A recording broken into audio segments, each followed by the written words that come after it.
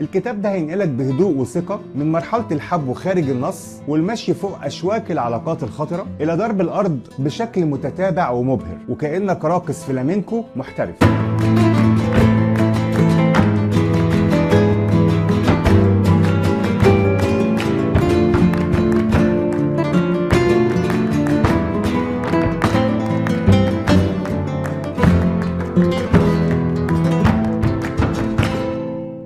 التغيير هو من أصعب التحديات اللي ممكن تواجهك في حياتك، إنك تبطل حاجة اتعودت عليها بعد ما بقت جزء منك ومن وجودك، إنك تحرك حاجة ثابتة بقالها سنين متحجرة جواك. الموضوع مش سهل، لازم تبقى عارف إنك لو قررت تتغير بجد هتواجه صعوبتين. أول واحدة إنك هتكون زي الطفل اللي لسه مولود، نازل ومعاك كل مخاوفك ومعاك كل الفرص، وهتبدأ تتعرف على نفسك وعلى الناس وكأنك بتشوفهم لأول مرة. اختياراتك هتكون جديدة وهتمشي في طرق مختلفة مهما كان اللي هيقابلك فيها. تاني واحدة، التغيير ثمنه غالي، والثمن ممكن يكون ألم أو وجع أو بعد، وممكن يكون أحيانا انفصال، ممكن يكون استغناء أو استقلال.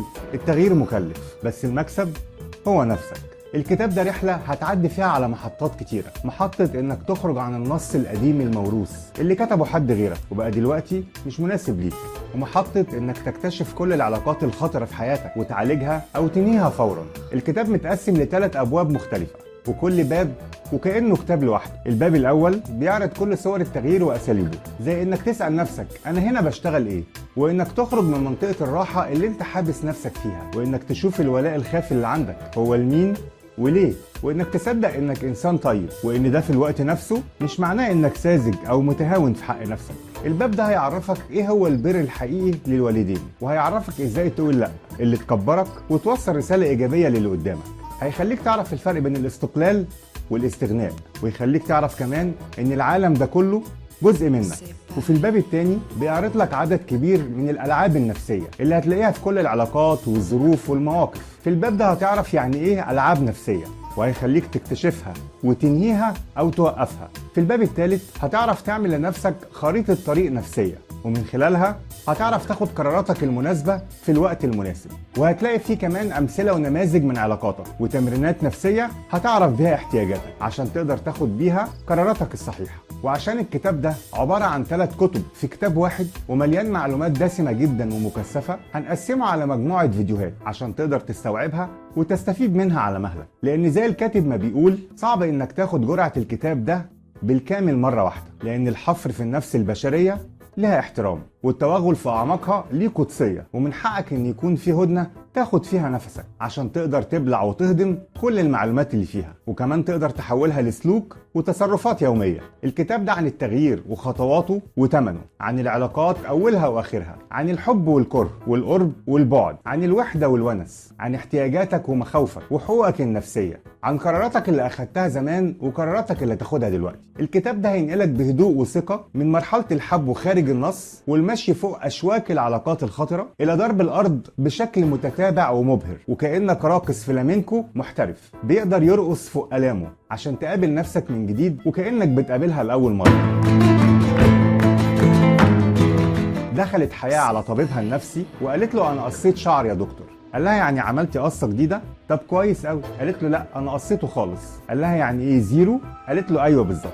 اللي عملته حياة بيسموه في الطب النفسي سلوك مشوه للنفس، وده ليه أسباب كتيرة زي الإحباط أو الغضب أو الانتقام. يعني بدل ما تأذي حد بتأذي نفسها، وبدل ما تشوه حد بتشوه نفسها. علاقة البنت بشعرها علاقة مركبة ومعقدة جدا، بصرف النظر إنها محجبة أو غير محجبة. قصة شعر البنت بتعبر عن حالتها النفسية، بتكون زي المراية اللي بتعكس حالتها النفسية. لما بتكون متضايقة من نفسها شعرها بيقصف، ولما تكون محبطة ومكتئبة شعرها بيدبل، ولما تكون فرحانة وعندها أمل شعرها بيلين في إيديها ويلمع، ولما تهمله وتبقى رافضة وجوده اعرف إنها رافضة وجودها هي شخصيا. كتير من البنات لما يمروا بفترة اكتئاب بيروحوا يقصوا شعرهم وكأنهم بيتخلصوا من همومهم، وده أحيانا بيجيب نتيجة لأن حالتنا النفسية بتتغير أحيانا من الخارج للداخل. وهنا الكوافير ممكن يعمل اللي ما يقدرش يعمله 1000 طبيب نفسي. قصة شعر البنت بتعبر عن هويتها، في قصة متمردة وقصة حادة وفي قصة ملهاش ملامح، وفي قصة بتخفي وش صاحبتها اللي مش عايزة تشوف العالم ولا عايزة العالم يشوفها، وقصة تانية بتبين كل ملامح صاحبتها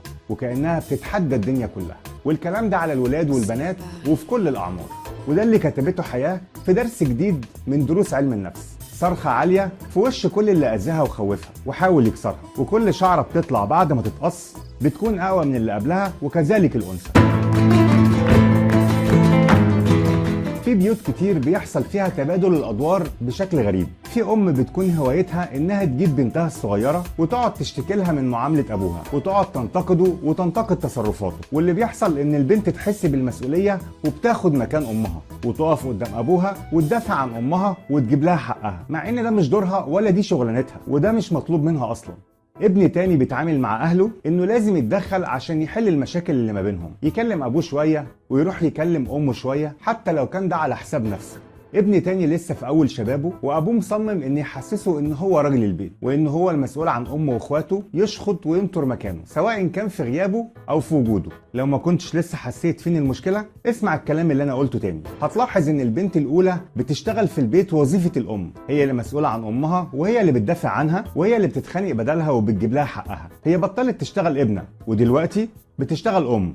الابن التاني الاهل بيخلوه يشتغل دور الاب الحكيم اللي من غيره الدنيا تخرب والمشاكل ما تتحلش. هو بطل يشتغل ابن وبقى يشتغل اب لابوه وامه. اما الابن التالت فابوه قرر يشغله زوج واحيانا اب، بصرف النظر ان من حقه يعيش سنه ويستمتع بيه. ودلوقتي لازم تسأل نفسك انت بتشتغل في البيت ده ايه؟ بنحرم نفسنا من دورنا الحقيقي وبنضطر ناخد دور تاني باهت ومصطنع. ما تشتغلش في بيتكم اي شغلانه تانية غير شغلتك الحقيقيه، وما تطلبش من حد يشتغل شغلانه مش بتاعته. ودي المساحة اللي بيكون فيها الشخص مطمن وحاسس بالأمان. لكن اللي ما تعرفوش إن منطقة الراحة دي أكبر خدعة عرفها التاريخ، لأنها مجرد قوقعة أنت حابس نفسك فيها. شغلتها إنها تحرمك من التجربة وتبعدك عن الناس، بمعنى إنك ما بتعملش غير اللي تعرفه ومش بتحس غير باللي أنت متعود عليه، وبتهيألك كده إنك بتتجنب المخاطر وبتتجنب الخسارة، واللي أنت مش واخد بالك منه إنك برضه بتتجنب الحياة والقرب والمكسب. منطقة الراحة هي عبارة عن سجن صغير مكيف في الهواء. من حقك تحمي نفسك، بس مش تبقى عامل زي الطفل اللي عايز يفضل في رحم امه للابد ومش عايز يتولد. بكل اسف مش هينفع نعيش في الرحم طول العمر، مضطرين نتولد، محتاجين نجرب، محتاجين ننزل على الارض ونتعلم المشي بره منطقة الراحة. سمي بقى واخرج برجليك اليمين او خليك جوه لوحدك.